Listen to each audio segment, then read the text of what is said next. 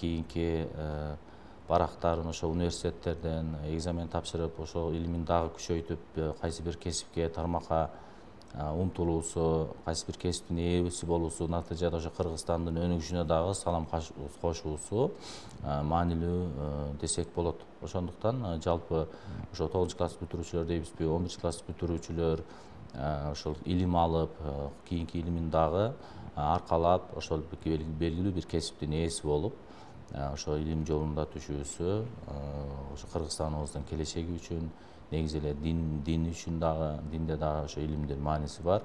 Ошого токтолобуз. Ошого жалпыңыздарды ушул кош көңүл карабастан ошол бүтүрүүчүлөрдү же мектеп окуучуларын керек болсо ошо жайкы каникул мезгилдеринде эч болбогондо ошо бир ай болсо дагы бир курстарга берип, мына азыр Кудай кааласа атайын жоонун негизинде муфтияттан атайын бекитилген жоонун негизинде ошол шарттарына туура келген болсо ошол мечиттерде, медреселерде, окуу борборлордо жайкы лагерлер уюштурулуп калса, ошол жактарга дагы эч болбогондо бир ай окутуп, илим алып, бир ай эс алдырып дегендей ошого дагы көңүл кош карабасак. Илим алуу жөнүндө шариятыбызда Аузу биллахи минеш шейтонир раджим. Бисмиллахир рахманир рахим.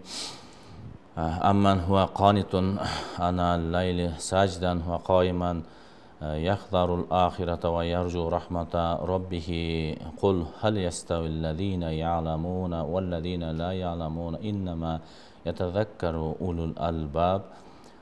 Zumar surəsinin 9-aятында Алла Таала айтат: Айткан ey Мухаммад, илимдүү адамдар менен илимсиз адамдар тең боло албайт. Чындыгында Алланы жана акыретти акылдуу адам гана эскеришет деп мына аятта да айткандай, илимдүү адам менен илимсиз адамдын дагы айырмасы болот. Алар бири-бирине эч качан тең келе албайт деп деңгээлин дагы, илимдин маанисин мына ушул жерде Алла Таала белгилеп айтып атат. Кийинки аятта да Фатир сүрөсүнүн 28 аятында ва минан наси вад-даваби вал ан'ами мухталифун алвануху казалика иннама яхшаллаха мин ибадихи ал-уламау инналлаха азизун гафур. Фатир сүрөсүндө дагы Алла Таала Алланын пенделеринен илимдүүлөрү гана Алладан коркушат. Чындыгында Алла Таала кечиримдүү, кудуреттүү зат деп, ошол илимдүүлөрдү Алла Тааланы тааныганы дагы, Алла Тааланы тааныгандан кийин Алладан коркуусу дагы ошо илим менен болот. Ошол аалымдар, илимдүүлөр Алладан коркушат. Демек деп бул жерде дагы ошо илимге баса белгилеп жатат десек болот. Кур'ан Каримде Мужадала сүрөсүндө дагы ярфаллаху аллазина аману минкум валлазина утул илма даражатин валлаху бима та'малуна хабир. Алла Таала силердин араңарда имандуулар менен илимдүүлөрдүн даражасын көтөрөт деп Алла Таала ошол илим алган, Алла жолунда илим алып бир кесиптин ээси болуп, ошо илимдин натыйжасында Алла Таала ага даражасын дагы жогорулатып коеру бул жерде аятта Алланын убадасын десек болот.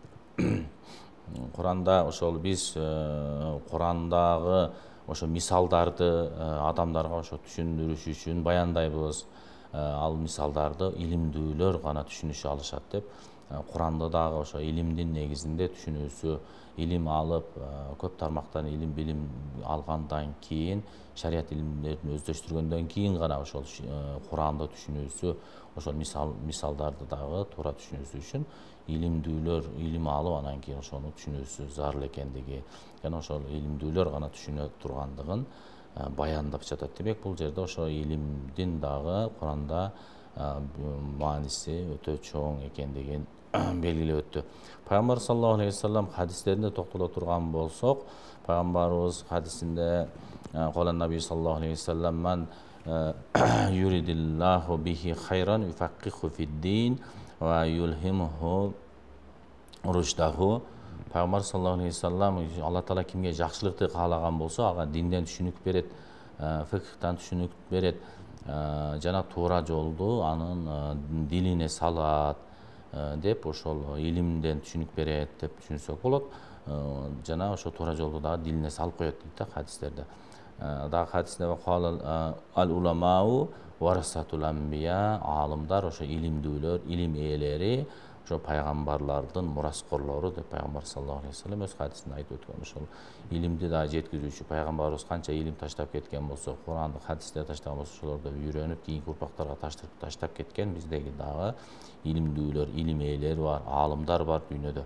Мына ошолор дагы пайгамбарлардын мураскору экендиги хадистен баяндалып атат. Пайгамбарлыктан өткөн эч бир мартаба же аларга мураскор болгондо шарапаттуулук жок экендиги баарыбызга маалым. Пайгамбар саллаллаху алейхи вассалам баардык элдерден илимдүүлөр абзел, качан ага зарылчылык болгон болсо ага пайда жеткизет. Ошо илимге пайда болуп калат, бир нерсени сурашат, муктаж болушат элдер. Ошол пайда, ошого жооп берип пайда жеткизет. Элдердин ага муктаждыгы болбосо ал дагы өзүн эч кимге муктаж деп сезбейт дейт да. Ошол илимге баардыгы муктаж болот дейт, зарылчылык болот дейт. Андан суранып пайдаланып турат, андан пайда тийип турат дейт. Бир пайгамбарыбыз айтканына караганда, бир алымдын өлүмүнө караганда бир коомдун өлүмү жеңилирээк болот дейт да. Мына кээде байкап калабыз, алымдардын өтүүсү менен, мына мисалы үчүн Чубак ажыкебизге окшогон алымдарыбыздын өтүүсү менен канчалаган илимдер токтоп калды, азайып калды десек болот. Бирок ошол ажыкебизге Алла рахматы кылсын, ошол YouTube каналдарда ошол жаздырып кеткен видеолору мына бүгүнкү күндө тирүү десек болот. Ошондон пайдаланып туруп атабыз да.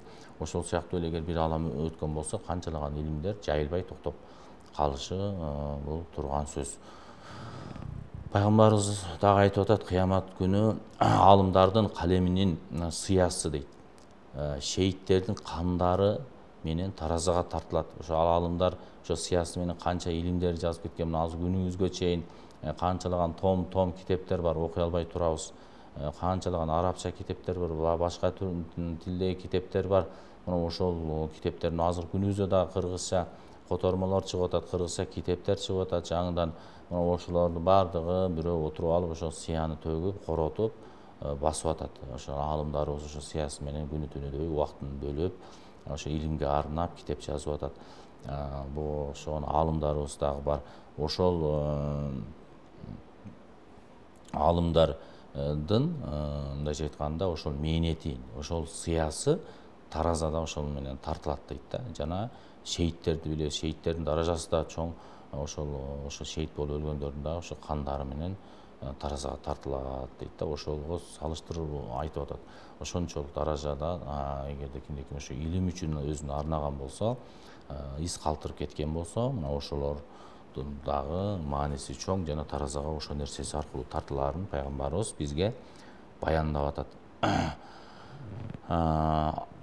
Алым дейт, ошол илимдүү адам ошо бейишке жетмейинче илимге тойбойт деп пайгамбарыбыз да хадисинде дагы айтып өткөн экен. Ушундай азыр күнүбүздө илим менен алектенип, медреселерибизде, окуу жайларда, институттарда, университеттерде ушул өзүн арнап, өмүрүн арнап, ошол жерде илим менен алек болуп, китеп жазып, жана элге илим таркатып жаткан алымдарыбыз дагы бар. Ошолор окшоп, ошолор дагы ошо өмүрүн өткөнгө чейин ошо илимге тойбостон күндө илим алып бешиктен көргө чейин дегендей, илим башка кийинки келечекке дагы мындайча айтканда өткөзүп берип атат десек болот. Пайгамбарыбыз ошол үммөтүмдүн кыйроосу эки нерседе деп айткан экен да. Үммөтүмдүн кыйроосу эки нерседе, үммөт кыйрайт, үммөт аксайт.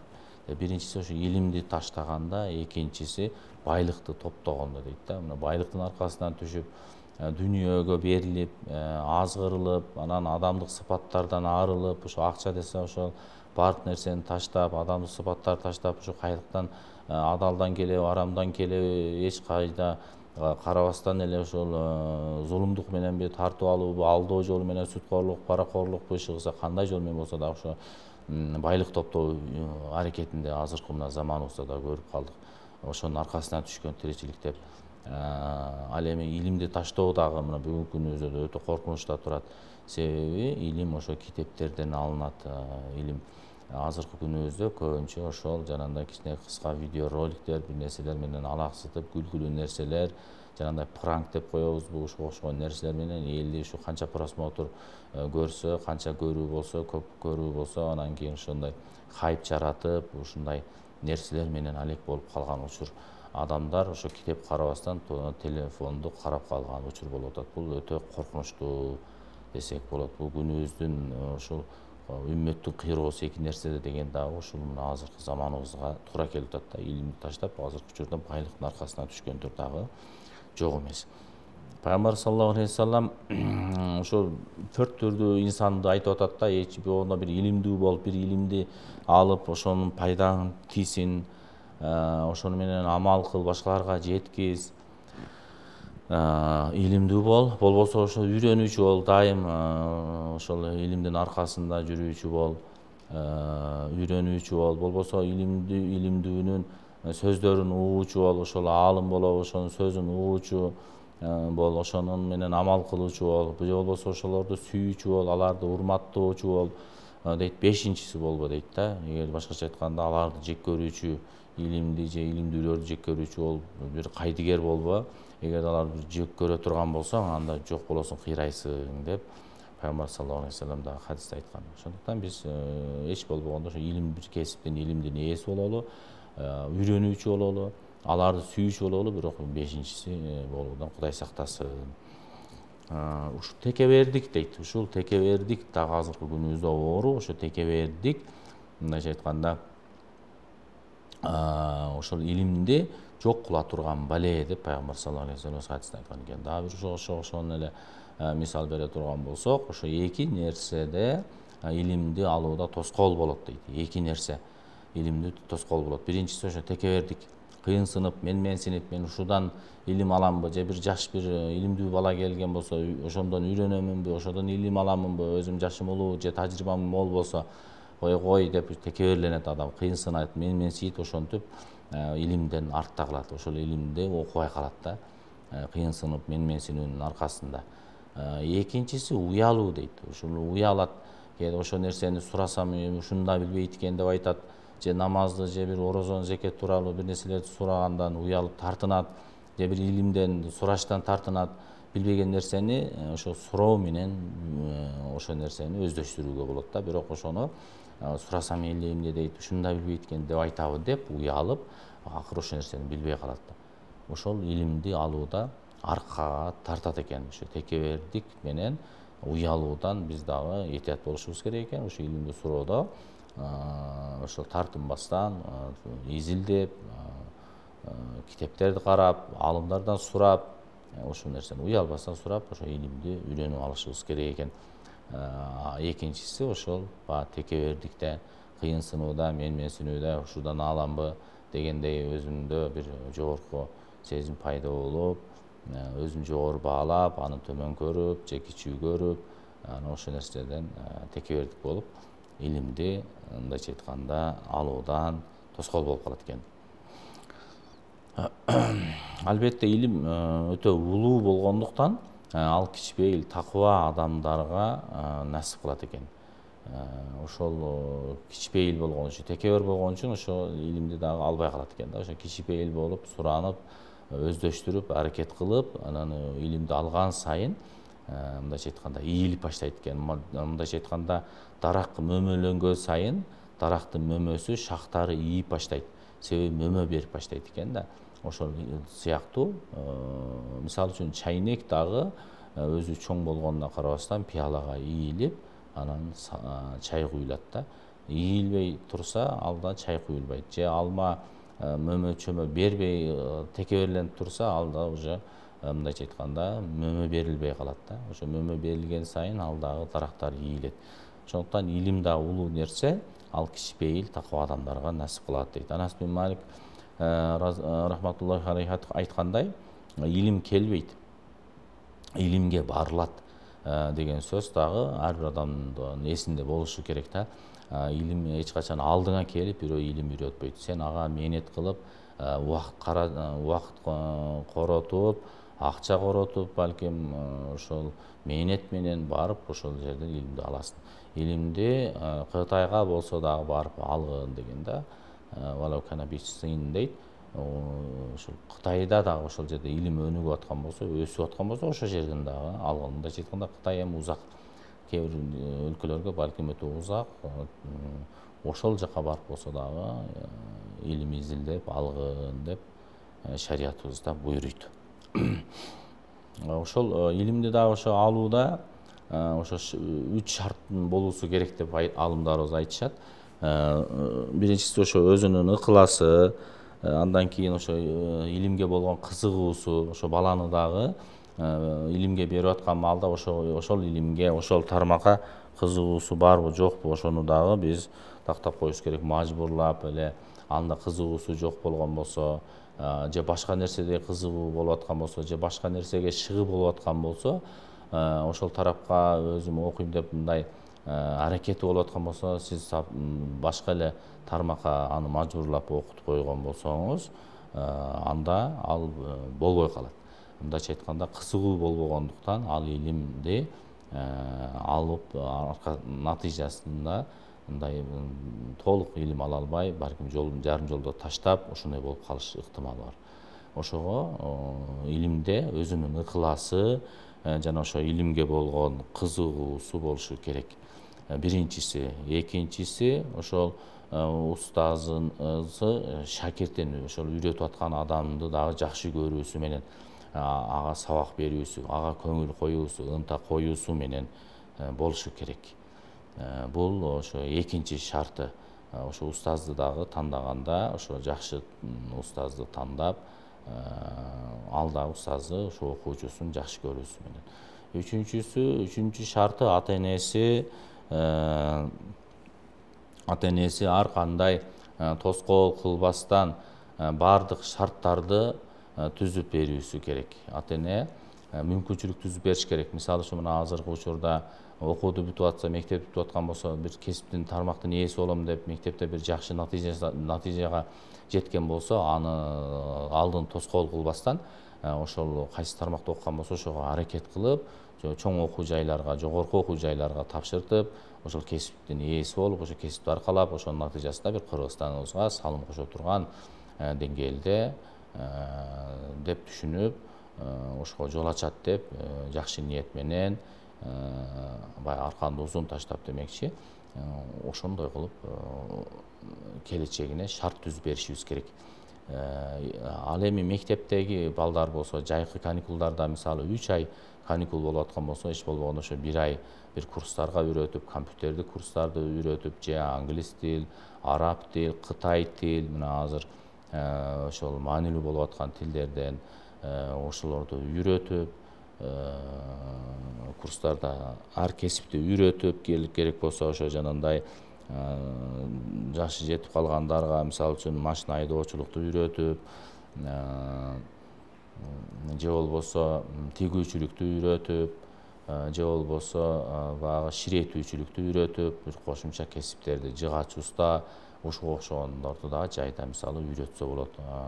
Ат мингенди үйрөтүп дегендей, мал бакканды үйрөтүп, ошол эле маалда ошо 1 ай ошо илимге, мисалы үчүн шарият илимдерден, ошол өзүбүздүн мусулманчылыктын милдеттери болгон даарат кандай алынат, намаз кандай окулат, кантип Куран окулат, ошолорду окуп, дуаларды, сүрөлөрдү жаттатып, 1 ай эч болбогондо ошол нерсени үйрөтүп койсо, жаш кезинде алган илим ташка тамга баскандай.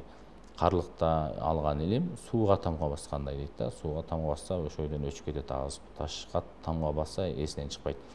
Ошентип 2 айын эс алсын, ойносун, бирок 1 айын кичине болсо дагы илим алып, ошо бир нерсени үйрөтүп койсок жакшы болот.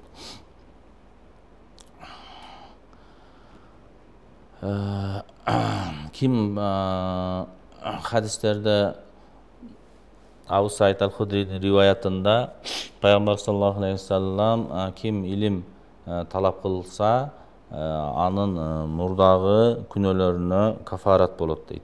Ким илим талап кылган болсо, анын мурдагы күнөөлөрүнө кафарат болот. Ошол илим талап кылып, илимге жолго чыгып аткан болсо, илим алып аткан болсо, мурда күнөөлөрү ошол илим алуусу себептүү, Алланын илимин Алланын ыраазылыгы үчүн көздөп илим алууга чыгып аткан болсо, күнөөлөрүнө кечирилишине себеп болот деп пайгамбар саллаллаху алейхи вассалам өз хадисинде айтып атат. Ибн Масудтун риваятында пайгамбарыбыз дагы ошо мурас илимин үйрөнүп, аны элдерге үйрөткүлө, жакында мен бул дүйнө менен кош айтышып кетемин, тез арада илим да көтөрүлүп, жер бетинде дүрбөлөңдөр жер бетинде мындайча айтканда дүрбөлөңдөр пайда болуп,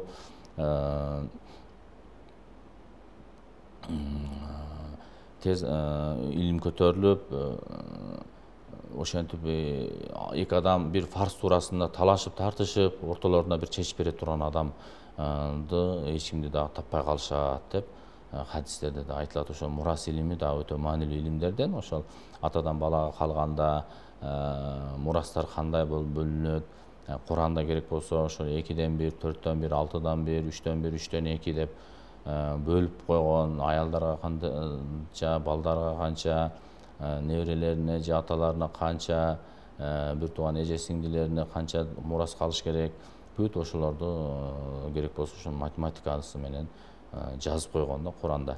Ошол илимди, мисалы үчүн, ошол илимди алыш керек, ошону дагы кийинки урпактарга үйрөтүш керек деп, ошол мурас илимин дагы үйрөткүлө деп пайгамбарыбыз мындайча айтканда бизге сунуштап кеткен.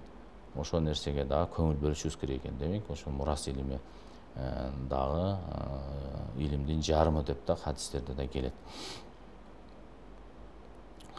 Пайгамбарыбыз хадисинде ким бир адамга илим талап кылып жүргөн, кайсы бир адамга илим талап кылып жүргөн маалда, илим алып жүргөн маалында өлүм жеткен болсо, ал адамдын ниети Алланы Тааланын ошо ислам динин жайылтуу үчүн, дин үчүн болгон болсо, ал адам менен пайгамбардын ортосунда бир эле даража айырма болот деп пайгамбар саллаллаху алейхи вассалам хадистеринде айтып өткөн. Демек, даражасы ошо пайгамбарлардан кийинки эле даражада болот деп айткан. Ошо илим алуу үчүн чыккан болсо, илимде жүрүп көз жумган болсо, анда ошол даражасы дагы жогору болот деп пайгамбарыбыз хадисинде айтып кетип атат. Азирет Хасан рахматуллаху алейх пайгамбарыбыздын саллаллаху алейхи вассаламдын ушундай сөзүнөн айтат. Пайгамбарыбыз ошо кайсы бир бул хадисти окудук. Ошо кайсы бир адамга исламды таркатыш үчүн илим алып жүргөн абалында өлүм келген болсо, анда ал бейиште ал адам менен пайгамбарлардын ортосунда бир эле даража болот деп айтты. Абу Хурайранын риваятында мен пайгамбар саллаллаху алейхи вассаламдын мындай деп айтканын уктум. Дүйнө жана дүйнөдөгү нерселердин баары каргыш кылынган.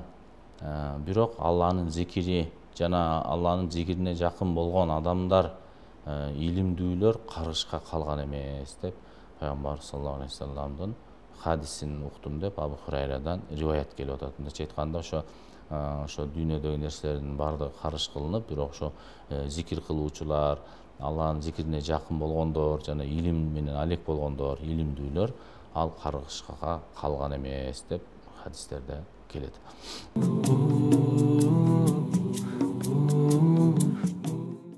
Пайгамбарыбыз хадистеринде кимде-ким кайсы бир адамга илим талап кылып жүргөн абалында өлүм келген болсо, ал адамдын ниети Алла Тааланын ошол ислам динин тирилтүү үчүн болгон болсо, жайылтуу үчүн болгон болсо, пайгамбарлар менен ошол адамдын ортосунда бир эле айырма болот, бир эле даража айырма болот деген да. Кайсы бир адамга исламды таркатыш үчүн илим алып жүргөн абалында өлүм келген болсо, анда бейиште ал адам менен пайгамбардын ортосунда бир даража болот деп дагы кийинки хадисте дагы келет да. Ошол илим пайгамбарыбыз хадистеринде кайсы бир адам дин илимин жолунда жүргөн болсо, Алла Таала ал адамды бейишке мындайча айтканда, бейиштин жолун ага жеңил кылып коет деп хадистерде келет. Кийинки хадистерде Анастан риваят, пайгамбарыбыз айтып атат, кимдир бирөө ошо дин илимин издөөгө чыккан болсо, ошол илим алыш үчүн чыккан болсо, ал адам кайтканга чейин Алланын коргоосунда болот, Алланын жолунда болот дейт да. Ошол илимди алуу дагы узак жакынына карабайт экен. Кайсы бир жерде узак болуп аткан болсо дагы, жакшы илим берилип аткан болсо, пайдалуу илим берилип аткан болсо, ошол жака барып дагы илим алуу, хадистерде айтылгандай, талабул илми фаридатун ала кулли муслимин ва муслиматин. Илимди талап кылуу ар бир мусулман эркекке, аялга парыз. Ошондуктан ар бирибиз илим алышыбыз керек. Азыркы учурда күнүбүздө ошо көйгөйлөрдөн, ошол билип билбей талаш тартышуулар, кээ бир нерселерде түшүнбөстүк болуп, кээде алымдарга чейин сөз айтып, сөз тийгизип, алымдардын катасын издеп чыга турган, өзү бир Куранды туура окуй албай турган же бир намазды деле туура тургуза албаган адамдар деле азыр ошо илимдүүлөрдү мазактап, келекелеп, аларга каяш айтып, мына ушундайлар дагы көбөйүп атат. Бул албетте караңгылыктан, наадандыктан десек болот. Өткөндө да бирөөсү сүйлөп атат, ушул азыр бүт баяндар толтура, илимди баарыбыз эле угуп, уже алым эле болуп калдык дейт да. Ал илимдүүлөр менен айырмабыз ушу арабча эле билгенде болбосо башкасынан бирдей эле болуп калдык дейт. Ушунчалык деңгээлге да жетишип калды да. Албетте бул караңгылык, бул илим, ошол алымдарыбыз эч болбогондо өмүрүн 5 жыл, 10 жылдап өмүрүн сарптаган, ошо Куранды түшүнүүдө, хадистерди түшүнүүдө, фикх, тафсир дейбизби, акыйда дейбизби, ошолорду бүт ошо пайгамбарыбыздан келген риваяттардан окуп, анан алымдык даражага жетишкен да. Биз көчөдө жүрүп алып эле бирөөнүн баянын, 3 мүнөттүк баянын угуп алып эле анан алым боло калдык десек, албетте туура эмес. Ошондуктан ошол кимде ким дин илимин изилдеп чыгып аткан болсо, ал кайтканга чейин Алланын коргоосунда болот дейт. Бул дагы албетте илимге болгон маани. Пайгамбарыбыз ошо дин илимин алуу ар бир жана айткандай мусулман эркек жана аялга парыз деп айтканын дагы кайталап өтсөк болот. Куранда ошол Куранда илимдүүлөрдүн артыкчылыктары тууралуу 375 жерде айтылыптыр. Караңыздар, Куранда 6000ден ашык аят болгон болсо, ошонун 300сү илим тууралуу, илимдүүлөрдүн фазилеттери, илимдүүлөргө артыкчылык берүү, мына ушул тууралуу келген дейт. Хадистерде болсо, ошо Имам Бухаринин китебинде эле илим тууралуу 106 хадис ошо илим тууралуу айтылган. Демек, ошол илим тууралуу мындайча айтканда алек болгон болсо, илим менен алек болгон болсо, албетте бул бейишти да жеңилдик кылып коет, бул дүйнө акыретте жакшылыгын берет десек болот. Адам каза болгондо бардык амалдар токтойт, анын 3 амалы анын аркасынан токтобостон барып турат дейт да, кыяматка чейин уланып берип турат. Эмне дегени? Садака жария жасаган жакшы иштер болгон болсо, мешит куруп, көпүрө салып, суу чыгарып кеткен болсо, ошого окшогон сооптуу иштерди кылган болсо, андан кийин экинчиси үйрөткөн илими, ошо шакирттерди кылып кеткен болсо, медреселерде балдары же ушундай илим аркасынан кеткен илим алгандар болсо, ошолор илимин башкаларга үйрөтүп аткан болсо, ошого дагы соо барып тура берет. Алар үчүн дуа кылып турат, устаз үчүн, аларга соо барып турат. Андан кийин артынан калган бир салих перзенти, ыймандуу бир баласы дейт. Ошондуктан бул жерде дагы ошол илимге маани бериш керек экендиги тууралуу десек болот. Илимдүүлөр бир гана адамдар эмес, периштелер дагы Алла Таала да сүйөт дейт. Пайгамбар саллаллаху алейхи вассалам айткан, илим алуу үчүн жолго чыккан адамга периштелер канатын төшөйт дейт. Ошо канатын төшөп, ошол мындайча айтканда илим алууга жардам берет, мындайча айтканда моралдык жактан жардам берет десек болот. Ошо илим алып жүргөн бир энени көрүп айтат да, бир таңданат, эмне үчүн ошол бут кийимдин үстүнө эмес, тамааны тазалап жатасыз го эне десе, эне айткан экен, илим алып жүргөн адамдын таманына периштелер канатын төшөйт, ошондуктан периштелердин канатын булгап койбосун деп тамаанын тазалап атам деген экен да. Бул албетте икая, бирок ошол бир мааниси бар десек болот. Ошондуктан биз балдарга дагы шартты түзүп беришибиз керек. Ушундай маалдарында телефон менен, башка нерсе менен оюнзок, уруш жаңжал, жанагындай атышуу, согушуу, ушуга окшогон оюндарды, коркунучтуу, пайдасы тийбеген же болбосо тарбияга эмес, тескери тарбияга бере турган мына азыр кээ бир мультфильмдерди тыюу салып атат кээ бир өлкөлөрдө. Эмнеге? Ошо тарбия, туура эмес тарбия кылгандыгы үчүн, балдар ошондон бир тескери тарбия алып аткандыгы үчүн, ошондо окшогон нерселерде мындайча айтканда ошого алаксып, ошого өмүрүн арнап, ошо менен тарбия алып, акырында натыйжа жыйынтык жакшы эмес болуп атат. Ошондуктан ушул амал кылып, мындайча айтканда илимге көңүл бөлүп, шарт түзүп, балдарды окутуп бир кесиптин ээси кылышып, ушул ата эненин дагы милдети. Ибн Умар айтат, дин үйрөнүүнү үчүн 1 саат олтуруу 60 жыл нафил намаз оккан сыяктуу деп пайгамбарыбыздан риваятын айтат да. Дин үйрөнүү үчүн ошо алымдар менен, илимдүүлөр менен ошо илим үчүн барып 1 саат илим үйрөнүп келген болсо, канча жылдык нафил намаздан дагы, кээ бир риваяттарда 1000 жылдык нафил намаздан дагы, 1000 рекет нафил намаздан дагы, мындайча айтканда абзел деп айтышкан. Белгилүү мазхаб башчысы имам Ахмад айтат, эгерде илим алуучунун ниети туура болгон болсо, анда ага эч ким тең келе албайт. Анын ниети илимсиздикти жоюп, жакшылыкка чакыруу болуш керек деп айткан. Бул дүйнөдө өзү пайгамбарлыктан өткөн улуу нерсе жок.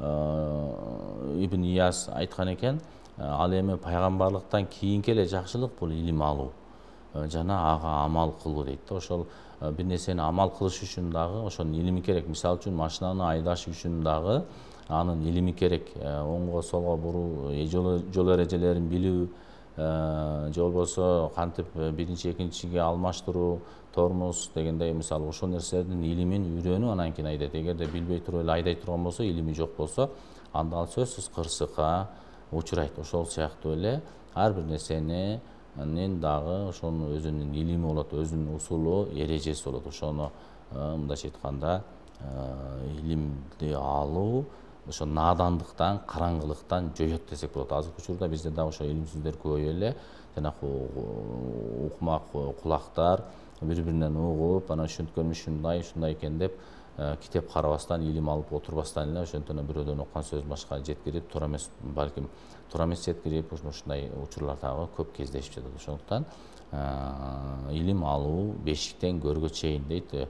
Аракет кылып ошо илимди алсак, туура ибадатыбыз дагы туура болот, намазыбыз дагы туура болот, орозобуз да туура болот, зекетибиз да берген, ажылык ибадаттарыбыз баардыгы туура. Ошонун баардыгы илимде жатат. Илимди алып, анан ибадатыбызды тууралайбыз. Илим болбосо, окуган Кураныбыз, кыраат, Фатиха сүрөсүндө эле мисалы үчүн айын деген тамга бар. Мисалы ошону дагы жети жерде келет да.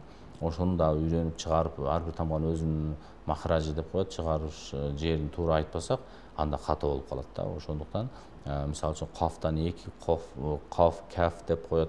Бирөөсү мисалы үчүн калп десе, жүрөк деген маани берсе, калп деп окуп койсо, ит деген мааниге келип калат. Мисалы араб тилинде айрыкча ушул нерселерге да көңүл бөлүнөт да. Соттон 4 бар дегенде, соттон 3-4, зоттон 3-4 зыынын түрлөрү, ошолорду тең ар бирин өзүндөй кылып чыгарып үйрөнүп, бул илим дагы ошол тууралыкка алып барат.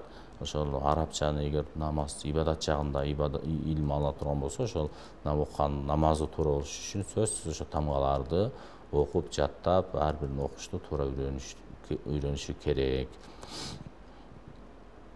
Илим алуу нафил намаз, имам Шафи айткан экен, илим алуу нафил намаз окуудан жакшы, илимди жакшы көрбөгөн адамда жакшылык болбойт деп айткан экен имам Шафи. Илим алууга кызыкпаган адам менен достошпогула деген экен. Абу Хурайра менен Абу Зар айтат, кайсы бир илимдин түрүн үйрөнүү үчүн олтуруу 1000 рекет нафил намаздан жакшы. Мынакей жана айткан хадис келди. Ошо Абу Хурайранын риваятында кайсы бир илимди деп атат. Бул жерде дүйнө илимин болобу, кайсы бир илимди үйрөнүү үчүн олтуруу, ошол жерде изилденүү, алектенүү 1000 рекет нафил намаздан дагы артык деген экен. Муаз бин Жабал айтып атат, илим алгыла, илим алуу Алладан коркуу, илимди талап кылуу ибадат, алган илимди кайталоо тасбих болуп эсептелет деген экен да. Илимди изилдөө болсо жихад деген экен. Илим изилдөө, ошо илимди эмне дейт, бизде макалда айтканда, илим алуу ийне менен кудук казгандай. Илим алуу ийне менен кудук казгандай. Демекчи, ошо ийне менен кантип кудук казат? 5-6 метр чукурлукту ийне менен казышты элестеткөн. Ошончо мээнет кетет, ошончо убакыт кетет. Кичине күндө алган илимди эми ушунча алдым деп ага мындай алымсымай койбостон, ошону дагы ар бир кичинеден барып топтолуп илим болот да. Анан алым болот демекчи. Ошону 4-5 жылдап, 10 жылдап, 15 жылдап илим алышат. анан алымдык даражага жетет да. Ошол илим алуу ийне менен кудук казгандай дегенде илим алуу ошо бүткүл мээнетин, аракетин жумшоо, ошол жихадтын мааниси дагы ошол бир ишке өзүнүн бүткүл иш аракетин, күчүн жумшоону жихад деп айтабыз. Ал эми алган илимди таркатуу бул курмандык. Ошол алып эле койбостон, ошол илимди Алла жолунда алгандан, Алланын илим алгандан кийин аны башка бирөөлөргө дагы жеткизүү керек. Моюндан сакыт кылуу керек, моюндан кутулуу керек. Ошону жеткирүү курмандык, өзүнчө бир курмандык чалуу сыяктуу экен. Илимди билбегендерге үйрөтүү бул садака. Ошол илим алуу менен дагы өзүнчө садака. Жакшы сөз садака дегендей, бир илимди үйрөнүү, бир тамганы үйрөтүү. Азирети Алинин сөзү бар, бир тамга үйрөткөнгө мен аны өмүр бою кулу болоюн деген да. Ошол бир илимди үйрөтүү, бир тамганы үйрөтүү дагы канчалык маанилүү. Ошону устаз катары көрүү. Мисалы үчүн кээ бирлер кичине окуп койсо деле, андан кичине окуганбыз деп эле мындай теңине албагандай сүйлөйт да. Ошол кичине тамга жаштыгында алды, кичине тамганы үйрөндү, ошону дагы устат катары көрүп сыйлаш керек, урматташ керек, ошону сүйүш керек, ошону урматташ керек. Бизде бирок тескерисинче андай эмес. Ошол кимде алган адамдар болсо, илим алган болсо, ошолорду эстен чыгарбай, алардын акысына да дуа кылып, урматта болуп жүргөн албетте дурус. Ошол илимди билбегендерге үйрөтүп коюу деле бир өзүнчө садака деп. Пайгамбарыбыздын хадисинде айтат да, ошо дүйнөдө 4 түрдүү адамдар болот дейт. Ошо биринчиси илими дагы, байлыгы дагы бар дейт. Булар эң жакшы адамдар дейт да. Себеби ошол илимине амал кылат, байлыгынан садака берет. Себеби ошо байлыктан садака берип сооп болорун ошо илиминин натыйжасында берет да. Илим болбосо балким аны бере албайт болчу. Туугандар менен карым катнашты болот, аларга жардам берет. Бул эң жакшы адамдар. Экинчиси илими бар, бирок байлыгы жок адамдар бар дейт да. Мисалы үчүн илими бар, ал илимдүү болгондуктан ошо мен байлыгым болгондо жакшы иштерге жумшайт элем деп мындайча айтканда ошого бир суктанат, ошону кыялданат, жакшы ниет кылат, бирок ал нерсени аткара албаганы менен ошо жакшы ниеттин натыйжасында жана биринчи жеткен адамдай даражага жетет дейт да. Үчүнчүсү байлыгы бар, бирок илими жок адам бар дейт. Илимсиздиктин айынан малын туура эмес, мал мүлктөрүн туура эмес жолдорго каржайт. Көрүңүздөр, илим жок болсо, аны азыркы учурда биз ошо илим болбогондуктан көптөгөн ысырапкерчиликтерибиз болуп атат. Мен атам өлүп атса, анан 60 жылкы сойбой кимге соем, паланча сорун бербесем кимге сорун берем деп, илимсиздиктин, надандыктын, караңгылыктын айынан ушуга барып атат. Ал жерде ысырапкерчилик, ысырапкорчулук шариятыбызда тыюу салынгандыгы тууралуу ошол нерселерден билбегендиктен, көпчүлүк ошол нерседен билбегендиктен, экинчиден эл көрсүнгө, рия деп коет муну, ошол паланча деген жылкы союптур, паланча чучук чыгыптыр, анан паланча жерге сорун бериптир деп элге сөз кылсын, сөз болсун деп элдин арасында өзүнүн кадыр баркын көтөрүү ниети.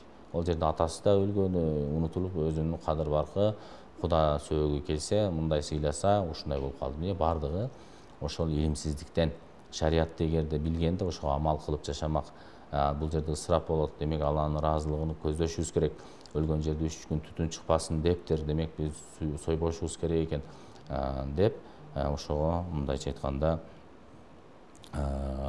амал кылмак да. Бул жерде дагы ошол байлыгы бар, бирок илими жок. Мына өзгөнүкү ушундай байлыгы бар. Ошо илим болгондо ошо байлыкты дагы туура жолго сарптамак да. Туугандарына кайыр садака кылат эле.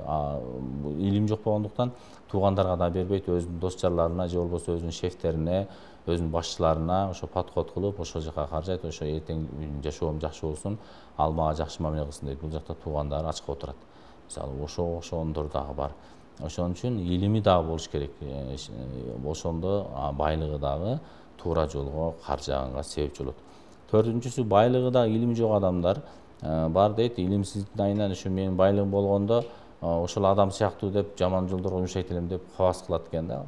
Ошентип жанагынтип ысырапкерчилик кылып, болбогон жерлерге акчасын чачып, запырып, же болбосо жөн эле бир ашык оюн зоокторду уюштуруп эле ушундай акча чыгарып, эл көрсүнгө кылып, ошондойлор дагы бар. Ошол жаман жолдорго жумшайт элем деп адамдарды дагы аркасынан ошого үлгү болуп, жаман үлгү болуп, себепчи болот экен. ошонун аркасынан ээрчиген топтор да бар экен. Алар да ошентип ниет кылгандыгы үчүн ошолордун тобуна кошулуп калат экен да. Ошон үчүн биз башка бирөөлөргө дагы үлгү боло турган болсок, жакшы тарабынан үлгү болууга аракет кылышыбыз керек экен. Эми илим бул пайгамбарлардан калган мурас десек болот. Байлык болсо падышалардан, байлардан калган мурас десек болот. Илим ээсин коргойт. Ээсин коргоп калат, сооп болот кыяматта ошол илим шапаатчы болот мынчайча. А байлыкты тескерисинче ээси коргоп турат да. Ошону коргоп күнү түнү коргоп жатасыз. Качан менин мал мүлкүм бирөө алып кетет экен же болбосо уурдап кетет деп кыжалат болуп, ошонун натыйжасынан ооруга чалдыгат. Илим ошо чачкан сайын көбөйө берет. Ошо сообу менен кайта берет илимде. Ал эми байлыкчы чачсаң түгөп баштайт.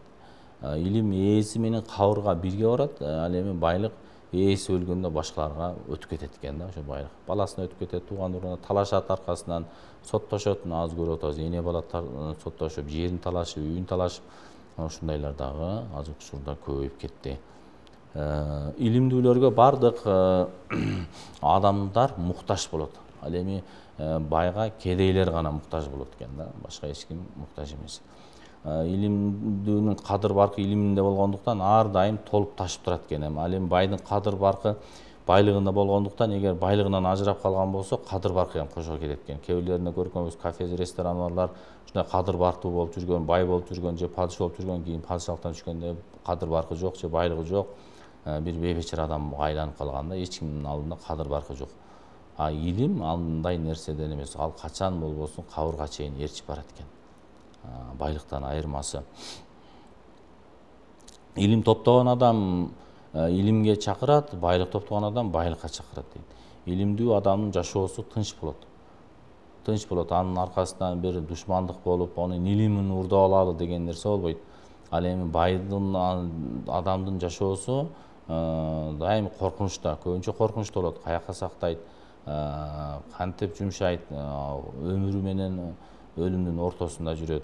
Мына ошондуктан ошол айрыкча ошол илимге дагы көбүрөөк маани берсек, илим биз менен ошол кабырга чейин барат экен. Илимди Кытайга чейин болсо дагы барып илим алгыла деп пайгамбарыбыз хадисинде айткан. Билбестиктин дарысы суроо. Эгерде билбесеңер, билим ээлеринен сурагыла.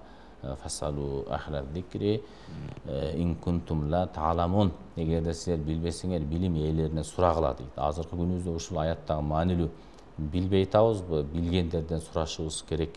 Көпчүлүк маселелерде ошол аалым, шарият жагынан аалымдардан сурап, ошолор менен кеңешип, ошолордун айтканын угушубуз керек да. Ар ким азыр аалымчы болуп чыга калды. Шымчыкчы сойсо дагы касап сойсун дейт. Ошол ар бир кесиптин ээси ошол нерсе үчүн жооп бериши керек, ошолордун сөзүн угушубуз керек. Врачтарга молдолор, дин илимдегилер мындайча айтканда насаат айта албайт. Алар ошол өмүрүн ошол кесипке арнаган, ал жакшы билет. Ошол врачтар адамдын ден соолугу кандай болгондо кандай болот, кантип жүрөктү операциялап, боорду кантип алмаштырат. Аларга мисалы үчүн дин кызматкерлери мисалы үчүн акыл үйрөтүп, же мындай тигиндей деп айта албайт. Айткан акысы да жок.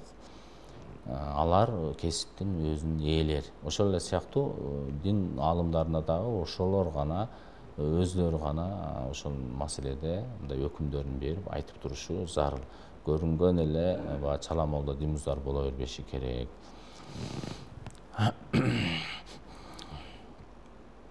Алла Таала Куранда пайгамбарыбызга кайрылып, "О Мухаммад, Раббим менин илимди көбөйткүн" деп дуа кыл деген. "Рабби зидни илма" деп менин илимди көбөйткүн деп дуа кыл деп пайгамбарыбызга Алла Таала үйрөткөн. Мындайча айтканда буйруган десек болот. Таха сүрөсүнүн 114-аятында.